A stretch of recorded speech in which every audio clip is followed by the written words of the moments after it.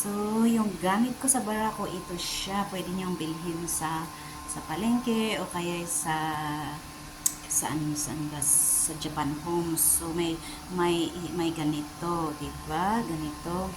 O kaya, pero para pag mas gusto ko ito para at least pwede mong gamitin pa ulit-ulit. So, mas ito, at least hindi lalabas yung barako na kape. So, lagyan ko lang ng itong barako, lagyan ko lang ng 2 teaspoon na ganito. Ilagay ko dito. And then, ilagay ko sa tasa. So, lagyan mo ng tubig.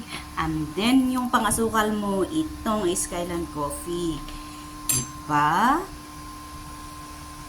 Tapos, itong fresh milk, binili ko sa 7-Eleven. Dalawang ganito, $11. So, gagamitin ko ito ng 1 week.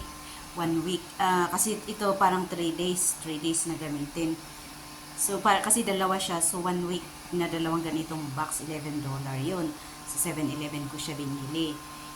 So, kape.